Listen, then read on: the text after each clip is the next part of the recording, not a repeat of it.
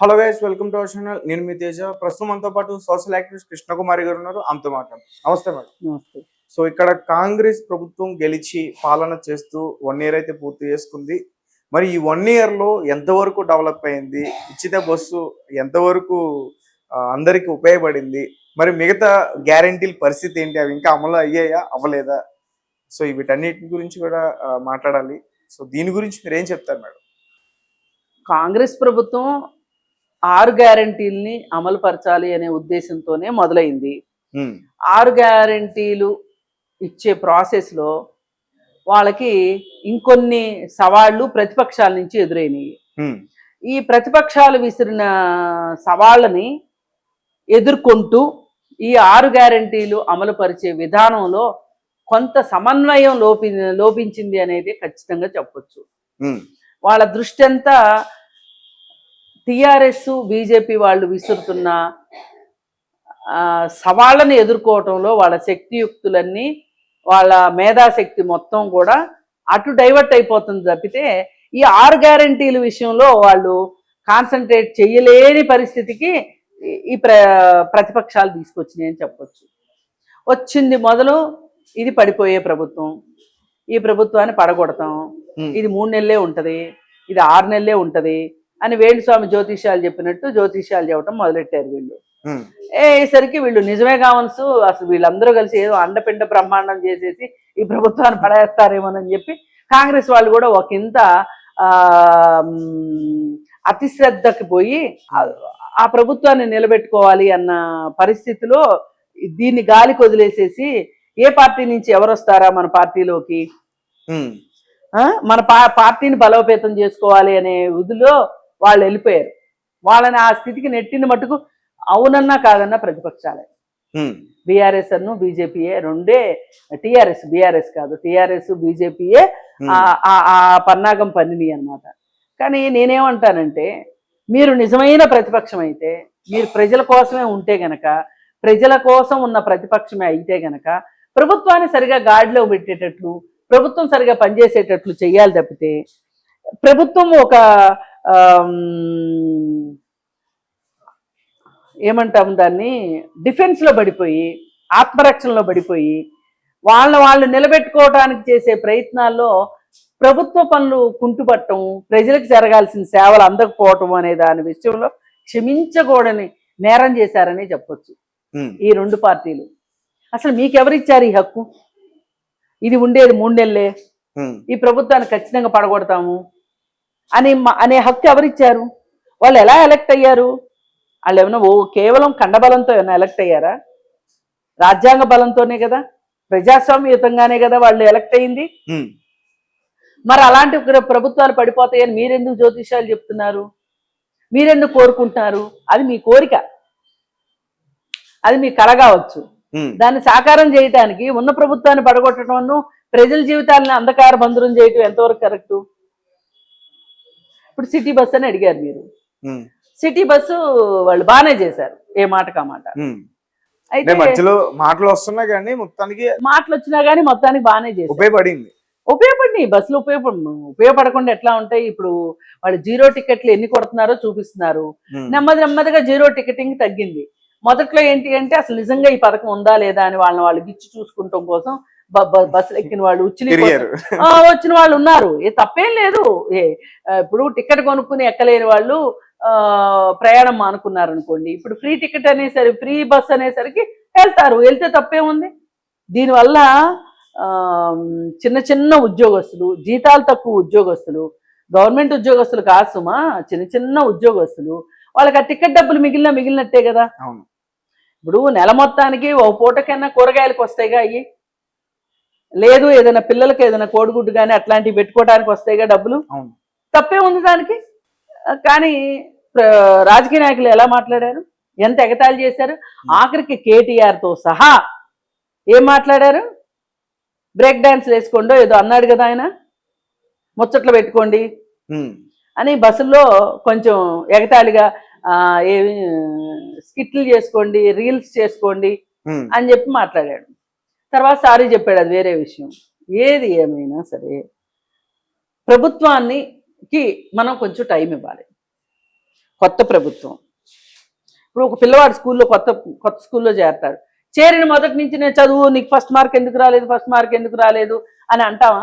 వాడు ఆ స్కూల్కి వెళ్ళడం అలవాటు పడాలి, ఆ వాతావరణాన్ని అర్థం చేసుకోవాలి, టీచర్లకు అలవాటు పడాలి, టీచర్లు చెప్పేది అర్థం చేసుకోవాలి, కొంతమంది పిల్లల స్నేహితులు అవ్వాలి.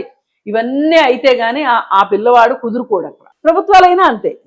ఇప్పుడు మనం ఇల్లు మారుతాం, ఇల్లు మారిన వెంటనే పాత ఇంట్లో ఉన్నట్టే కొత్త ఇంట్లో ఉంటామా? ఉండలేం కదా. అలా ప్రభుత్వాలను కూడా పని చేయనివ్వాలి. వీళ్ళు మొదటి నుంచి కూడా సూటిపోటి మాటలతోటి శల్య సారథ్యం చేస్తూ అసలు ప్రభుత్వాన్ని నిద్రపోనివ్వలేదు. ఒక రకంగా ఊపిరి ఆడనివ్వకుండా చేశారు. మేము పడగొడతామంటే మేము పడగొడతాం. మరి బీజేపీ వాళ్ళు పడగొడతారు అంటే ఒక అంచనా ఉంటది. మేడం మధ్యలో వస్తున్నా, అంటే ఇప్పుడు మీరు చెప్పిందాన్ని నేను ఓకే అంట, అంటే మేము పడగొడతాం వాళ్ళు అన్నారు, కానీ వాళ్ళు పక్కకి వెళ్ళిపోయారు. కానీ చివరి దశలో కాదు, ఈ దశలోనే మీరు పడగొట్టొద్దు మేమే పడగొట్టుకుంటాం అని చెప్పేసి కూడా వీళ్ళు కూడా వచ్చారు కదా, ఈ హైడ్రాతో కానీ మూసీ నది ప్రక్షాళన వీటితో కానీ. అంటే వీళ్ళు ప్రతిపక్షంలో ఉన్నప్పుడు ప్రజాస్వామ్యం గురించి మాట్లాడారు. రాహుల్ గాంధీ దగ్గర నుంచి అందరూ డెమోక్రసీ అన్నారు. అధికారంలోకి వచ్చాక డెమోక్రసీని మర్చిపోయారు. మీరు ఒక సాహసోపేతమైన నిర్ణయం తీసుకుంటున్నారు, ఒక పెద్ద నిర్ణయం తీసుకుంటున్నారు. అది ప్రజలకి నచ్చొచ్చు, నచ్చకపోవచ్చు. ఈ ప్రాసెస్లో మీరు చేయాల్సింది ఏంటి? ఒక అఖిలపక్షం వేసి అఖిలపక్షంలో కూర్చొని, ఇగో మేము ఈ నిర్ణయం తీసుకుంటున్నాం, ప్రతిపక్షాలుగా మీకు కూడా బాధ్యత ఉంది, ఈ పనిలో లోటుపాట్లు ఏమైనా ఉంటే మాకు చెప్పండి, లోటుపాట్లు ఏమైనా ఉంటే చెప్పి మమ్మల్ని పని బాగా చేసుకునేటట్లుగా మమ్మల్ని ప్రోత్సహించండి అని చెప్పి మాట్లాడాల్సిన బాధ్యత అధికార పక్షానికి ఉందా లేదా? ఒక అప్పీల్ అయితే వాళ్ళు విన్నారా లేదా అని తర్వాత విషయం. అఖిల పక్షానికైతే నువ్వు పిలవాలి కదా. అఖిల పక్షంలో వచ్చిన తర్వాత మూసీకి మేము సహకరించమని మొదటి రోజే వాళ్ళు ఎందుకంటారు? అనరు. వాళ్ళ అధికారంలో ఉన్నప్పుడు మూసీ ప్రక్షాళన చెయ్యాలనుకున్న వాళ్లే కదా. మీరు దొంగకి తాళాలు ఇవ్వడం మీకు చేత కావట్లే కాంగ్రెస్ పార్టీకి. పైగా పార్టీని బలవంతం చేసుకుంటే మనం పని చేసినా పని చేయకపోయినా మన ఎవరు ఏమీ చేయలేరు అనుకుంటున్నారు. లేదు, పార్టీ బలంగా ఉందా బలహీనంగా ఉందా తర్వాత విషయం. ముందు మీరు ప్రజలకు అనుకూలమైన పనులు చేస్తున్నారా లేదా, ప్రజలకి ఇచ్చిన వాగ్దానాల ప్రకారం ఉన్నారా లేదా అన్నదే ప్రజలు చూసుకుంటారు.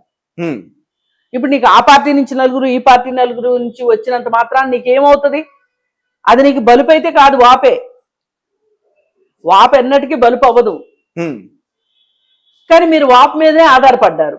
ఈ ప్రాసెస్లో మీరు ప్రభుత్వాన్ని సరిగా నడపట్లేదు, మీకు కొన్ని విషయాల్లో బాగా మైనస్ మార్కులే అనేది వచ్చేసింది. ప్రజలు ముఖ్యంగా చూసుకునేది ఏంటంటే విద్య, వైద్యం, పారిశుధ్యం, ఈ 3, లా అండ్ ఆర్డర్, ఈ 4 గది చూసుకుంటారు. ఈ 4 విషయంలో మీరు ఏమాత్రం మెరుగ్గా ఉన్నారు చెప్పండి? లేరు.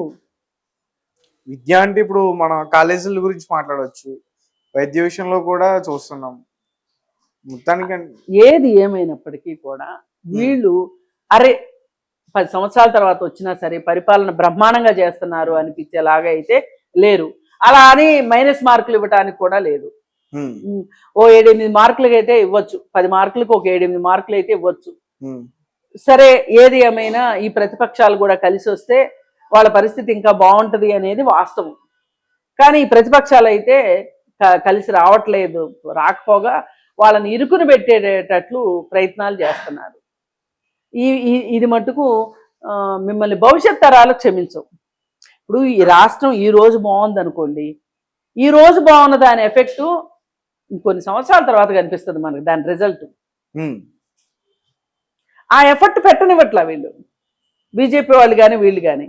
బీజేపీ వాళ్ళు అంటారు టీఆర్ఎస్ అను కాంగ్రెస్ ఒకటే అంటారు. అంటే అధికారం ఉన్నా వాళ్ళకి లొంగుతున్నారు అనుకోవచ్చా? లొంగుతున్నారని కాదు, ఇప్పుడు వీళ్ళు ఇస్తున్న స్టేట్మెంట్లు ఎలా ఉన్నాయంటే, ఇప్పుడు బీజేపీ వాళ్ళు ఏమంటారు, కాంగ్రెస్ అను రేవంత్ రెడ్డి ఒకటే, రేవంత్ రెడ్డి అను టీఆర్ఎస్ ఒకటే అని మాట్లాడతారు. టీఆర్ఎస్ వాళ్ళు ఏమంటారు, బీజేపీ అను వీళ్ళ రహస్య బంధం బయటపడిపోయింది, వీళ్ళ మైత్రి పట్టబయలైపోయింది అని మాట్లాడతారు. ఇట్లాంటి వాటి వల్ల ఇప్పుడు ఎద్దు ఎండకు లాగితే దున్నపోతు నీడకు లాగినట్టు అవుతుంది పరిపాలన. అట్లా కాకుండా బాధ్యతాయుతమైన ప్రతిపక్షంగా ఉండాలి. టిఆర్ఎస్ పార్టీ, ఉమ్, ఎంతో కొంత బీజేపీ కూడా ఉంటేనే ఈ ప్రభుత్వం సరిగా పనిచేస్తుంది. ఈ ప్రభుత్వం సరిగా పనిచేయకపోతే కూడా పని చేయించాల్సిన బాధ్యత మటుకు ప్రతిపక్షాలకు ఉంది. నిర్మాణాత్మకమైన పాత్రను పోషించాలి. అక్కడ మటుకు ఈ రెండు పార్టీలు ఫెయిల్ అయినాయి ఇప్పటి వరకు.